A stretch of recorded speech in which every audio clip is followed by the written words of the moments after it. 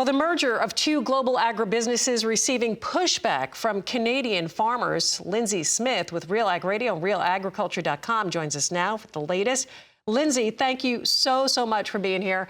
Bunge currently in the process of a proposed purchase of Viterra, and this is something we've been talking about for a while, but there are concerns with this merger, especially from farmers there in Canada. Can you talk about that a little bit and what you're hearing?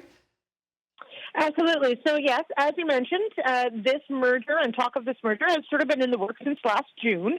The stakeholders voted on it in October. It is moving forward, but we know that there are several different jurisdictions that will have to clear this merger across the world, Canada, of course, being one of them.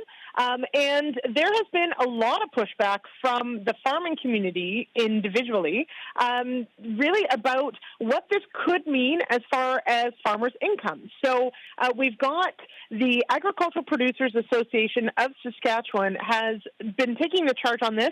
Viterra is a huge part of Saskatchewan agriculture, and they published a report that outlined that this merger would potentially cost farmers $700 million a year.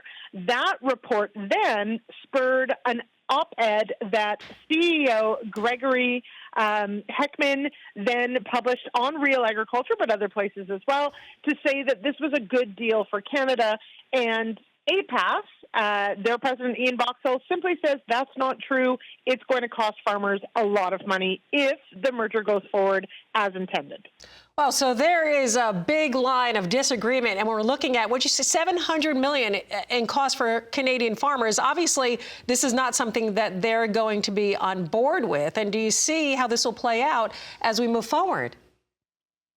Well, so this is the interesting part of this is where everyone is pointing at where the competition is going to fall apart. So the report that was commissioned by APAS as well as other groups has to use modeling, has to use some assumptions as to if a merger were to happen, what would the landscape, what would the competition landscape look like? And a lot of the criticism sort of centers around what happens at Canada's Vancouver port.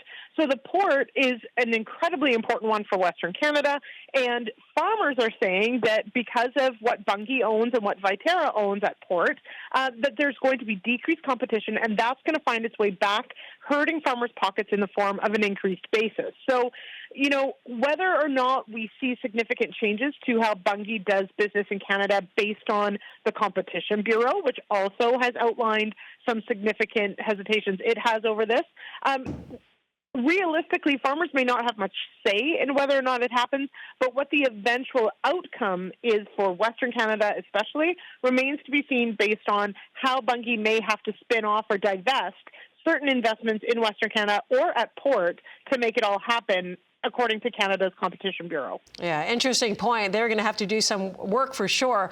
Lindsay, thank you so much for joining us with all that information. Lindsay Smith, Real Ag Radio, RealAgriculture.com. Appreciate you being here. And of course, this Real Ag Radio update is brought to you by Economics. You want to go to nutrient-economics.com for the latest crop nutrition research and information. You want to catch Lindsay and the entire team of Real Ag Radio and on radio. It airs 4:30 p.m. Eastern, weekdays, Real Radio Channel 147, and that's on Sirius XM.